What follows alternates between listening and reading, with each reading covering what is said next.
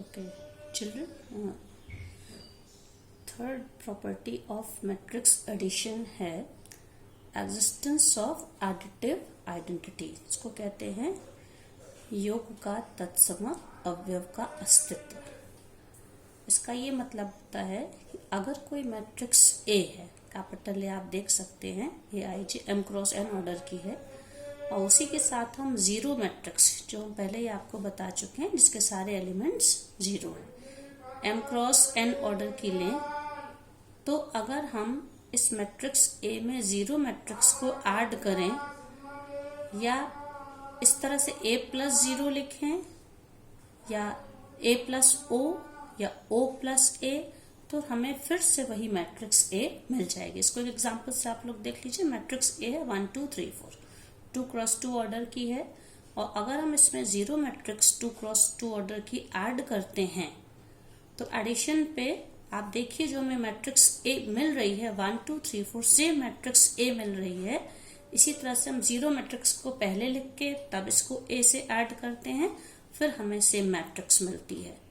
तो हम कह सकते हैं कि ओ एक ऐसी मैट्रिक्स है जिसको किसी भी मैट्रिक्स में ऐड करने पे, चाहे ए के बाद में लिखें या ए के पहले लिखें, हमें सेम मैट्रिक्स मिलती है। तो मैट्रिक्स, सभी मैट्रिक्स के एडिशन में एक ऐसी मैट्रिक्स एग्जिस्ट करती सेम ऑर्डर की, जिसको किसी भी मैट्रिक्स में ऐड करने से उस मैट्रिक्स में कोई फर्क, कोई डिफरेंस नहीं होता, और इसे हम कहते हैं एग्जिस्टेंस ऑफ एडिटिव आइडेंटिटी। अब नेक्स्ट फोर्थ प्रॉपर्टी है बच्चों, एडिशन ऑफ मैट्रिक्स में एग्जिस्टेंस ऑफ एडिटिव इनवर्स, मतलब कि योग के प्रतिलोम का अस्तित्व। मान लीजिए कोई मैट्रिक्स ए है जिसको हम सिंबॉलिक फॉर्म में इस तरह से लिख सकते हैं, 1 मिनट।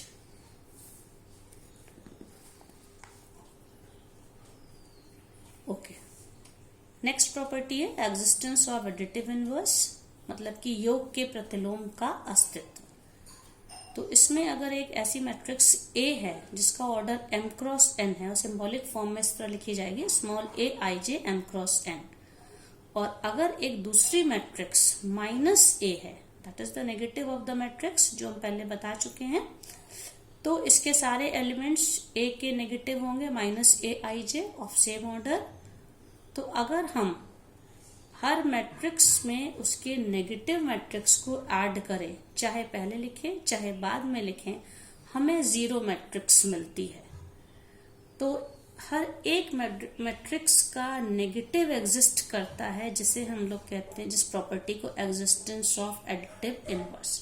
जैसे मैं इसका एक एग्जांपल देती हूँ। मान लीजिए मैंने मैट्रिक्स ए लिखी है 2 3 4 5, तो इस मैट्रिक्स का इनवर्स, मतलब कि माइनस ए क्या होगा, सारे एलिमेंट्स के साइन 2, मान लीजिए -3 मैंने बोला 2 -3 है, तो क्या हो जाएगा इसका इनवर्स, -2 +3 -4 एंड -5।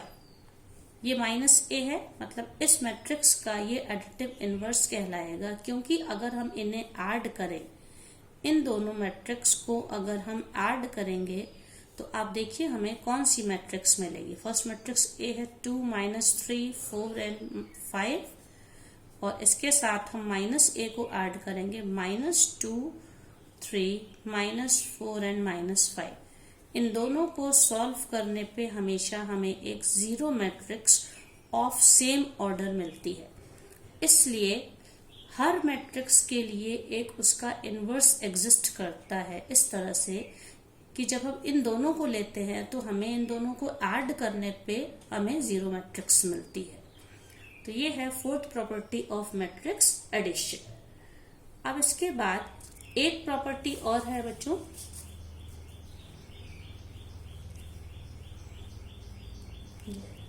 लाइक दिस, एक प्रॉपर्टी और है, ये है स्केलर मल्टीप्लिकेशन से रिलेटेड प्रॉपर्टी है, जिसको मैं शॉर्ट में ही बता रही हूँ कि अगर कोई मैट्रिक्स कैपिटल ए है जिसके एलिमेंट्स का रिप्रेजेंटेशन है स्मॉल ए आई जे, और दूसरी मैट्रिक्स बी है स्मॉल बी आई जे, और दोनों मैट्रिक्स का order same M cross N है, और अगर हम कोई भी scalar small k and l लें, तब हम इनको k multiplied by matrix A plus B, इसको जब हम सॉल्व करेंगे तो KA प्लस KB।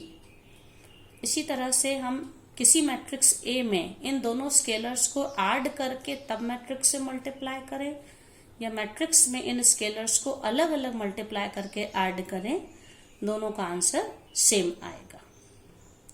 तो मैंने इस तरह से 4 प्रॉपर्टीज मैट्रिक्स की बताई थी। सबसे पहली थी कॉम्यूटेटिव लॉ, सेकंड थी एसोसिएटिव लॉ, थर्ड था existence of additive identity and the last one was existence of additive inverse.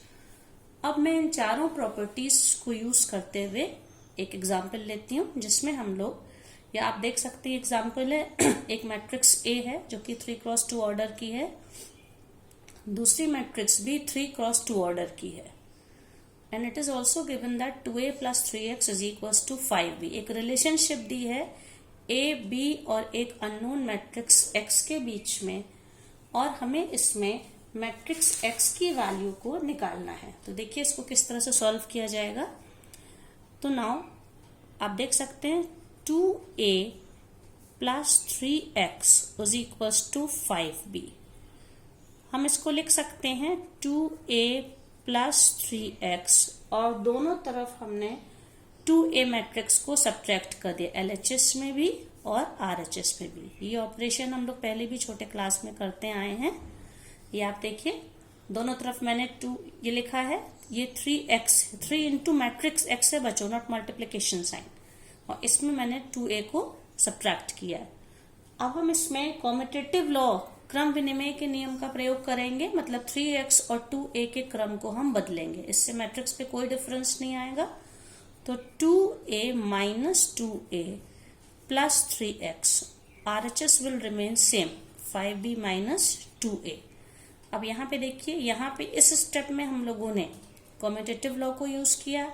अब यहाँ पे अभी हमने आपको जो बताया है कि जो एडिटिव इनवर्स एग्जिस्ट करता है यहाँ पे plus 2a minus 2a, 2a का एडिटिव इनवर्स है, तो इसका आंसर हमें 0 मैट्रिक्स के रूप में मिलेगा। 0 plus 3x is equals to 5b minus 2a। और ये भी एक प्रॉपर्टी बताई थी हमने, जो एडिटिव किसी भी मैट्रिक्स के लिए एक ऐसा 0 मैट्रिक्स एग्जिस्ट करती है जिसको हम लोग कहते हैं एडिटिव आइडेंटिटी। तो ये मैट्रिक्स में ऐड हो तो उस मैट्रिक्स की वैल्यू में कोई चेंज से नहीं होता, तो इसको हम लोग लिख सकते हैं 3x, क्योंकि यहाँ पे ये एडिटिव आइडेंटिटी है 0 मैट्रिक्स। तो 0 प्लस 3x लिखें या 3x लिखें, it will become 5b minus 2a। अब इसके बाद जो मैंने आपको स्केलर मल्टीप्लिकेशन की प्रॉपर्टी बताई थी, दोनों तरफ अगर हम 3 से डिवाइड कर दें तो ये हो जाएगा x is equals to 1/3 of matrix 5b minus 2a।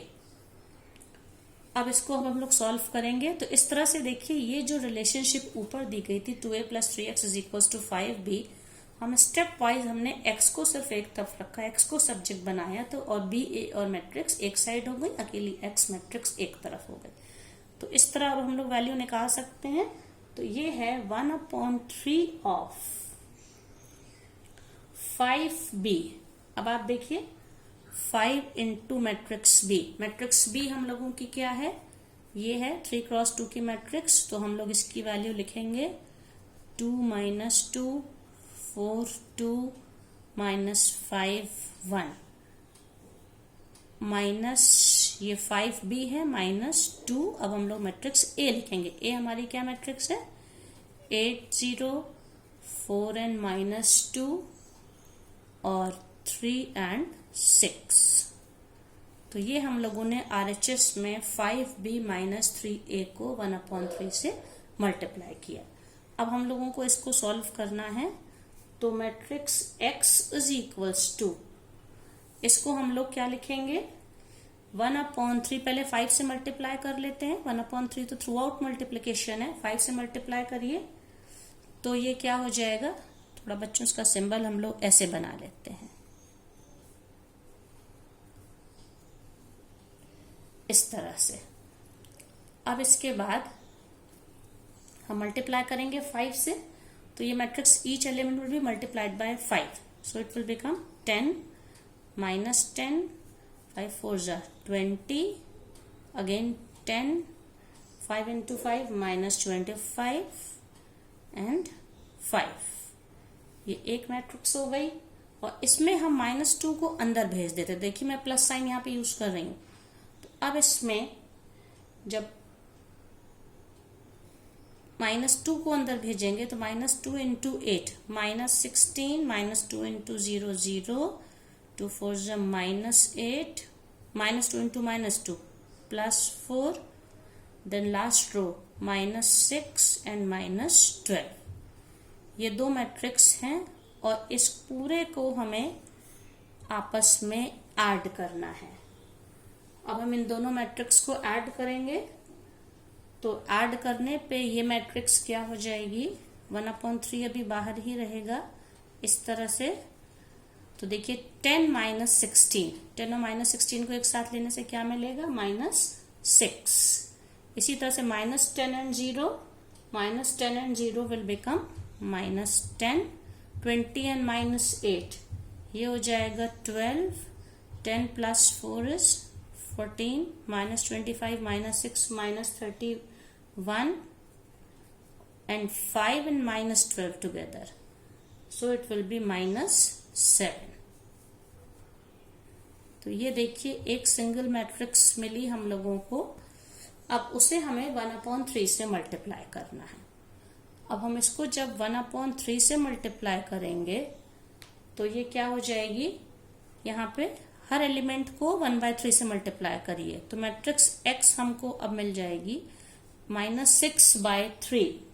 -6/3 का क्या मतलब है, -2, और ये देखिए -10/3, 12/3 विल बी 4, 14/3, -31/3 एंड -7/3। इस तरह से हम लोगों ने मैट्रिक्स x की वैल्यू डिफरेंट ऑपरेशंस को यूज करते हुए निकाल ली।